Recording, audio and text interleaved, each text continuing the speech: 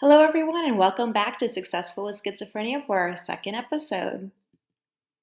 I'm excited to share what's on our agenda success, success, and guess what? Some more success. So, for the next several episodes, I will be talking about what it means to be successful.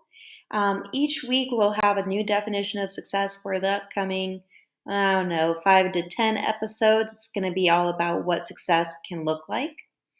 This is to help you get an understanding of what successful schizophrenia is about and also help you formulate your own definition of success.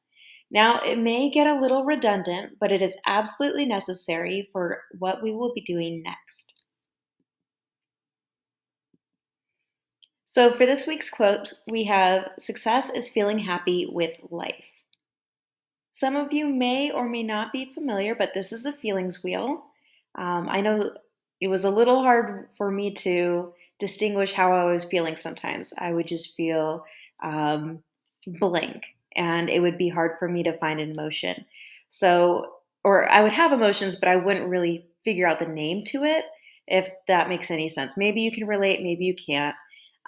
But sometimes I would just feel blank and I wouldn't understand which feeling I'm feeling. So there's 7 key emotions here. And you can see that happy is only one of the 7, right? So, we may want to feel happy all the time, but it's not exactly the most useful emotion, right? Could you imagine if there was a loved one that passed and all you could feel is happy, right? That probably wouldn't be very appropriate. Or what if there was a really nasty slice of pizza and it was crusty and old, and someone says, "Hey, here's your lunch," right? You would feel disgust because that pizza is probably going to make you sick, right? So our feelings have purpose. There is an emotions movie by Disney, Inside Out. I know it's a kid's movie, just hear me out. It's really helpful in understanding emotions and their purpose. Okay, so if you haven't seen it, I do recommend you seeing it. I've seen it probably 3 times. I may or may not like cartoons still. So, what makes you happy? Is it food, video games, TV shows, maybe a sport, hobby, or music? One song that's pretty cheerful is Happy by Pharrell Williams. I know it's a little bit old, but it is a good one. Makes me want to dance. Or maybe you're a fan of Way Less Sad by AJR. So, this song is a good one if you're having a hard time getting out of a funk, right? Because he says, "I'm not happy yet, but I'm way less sad." So maybe that's relatable if you're just having like a down day, but it's not as down as it typically is. Um, it might get you in a better mood. All right. And there is the circle of life, right? There's milestones and memories. Some are pleasant, others may not feel so pleasant. Some milestone examples would be baby's first steps, learning how to ride a bike, going to high school, going to prom, going to college, getting married, having kids, whole circle again, right? And then memories that could be with friends, that could be with family members, that could be with career success, right? So there's so much that goes on into life, and it's not always going to be pleasant, but it's not always going to be miserable, right? So there's a big variety that happens. And our next point is happiness a choice? I once had a doctor tell me happiness is a choice. You could just wake up and choose to be happy. Yeah, I didn't really agree with that. I feel like when people say happiness is a choice, it really invalidates how a person's feeling. Because happiness is a feeling, not necessarily a choice. That's just in my opinion. Maybe you agree, maybe you don't. But we can make decisions that can lead us to feel happy. For example, during COVID, I had a birthday month and I ate cake, a lot of cake, because it made me happy, right?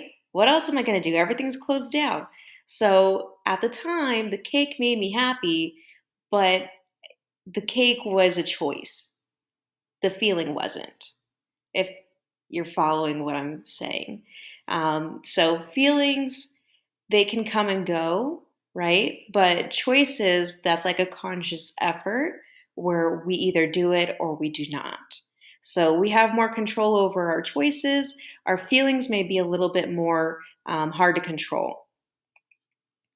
Now, it can be challenging to be happy. It wasn't until very recently where I feel genuinely happy and I could just feel myself smiling when I'm just working on the computer. Or when I'm driving, I just feel a smile on my face. But that's really recent, right? There was a long time, I would say years, where I was feeling really sad and not so happy and kind of miserable, genuinely miserable. And I don't want you to feel miserable if you are. Um, so hopefully you could take a couple gold nuggets out of what I say from these videos or these podcasts and apply it to your life so that you can also make these positive changes. Because life happens. All right, so success is feeling happy with life. Some people agree, some people don't, right? This is to form your own idea of success. So to me, success is not exactly feeling happy with all aspects of life, right? Because we already talked about how you're not going to be happy 100% of the time. There's other emotions too, and they have their purpose. And then also, there's going to be aspects of life that are not pleasant, right? So it would be impossible to be happy with them, right? But they all serve their purpose. And overall, maybe people could feel happy with life, and that would be their definition of success. So, what does a successful life look like to you? That is going to be your homework, okay? So we're going to work on this together. We're going to do in class work, and you're going to do some homework when you're not listening to this podcast, right? Because they're little clips right now, but they'll get longer as the time passes. All right. So if you have not already, please follow on Instagram with Successful with Schizophrenia. And I will follow you back, I promise. I might even send you a message, right? Just to get to know my audience a little bit better. Or you could check us out on Spotify. If you're watching us on YouTube, hello, you get to see me. All right. And I'll catch you again next week. Bye.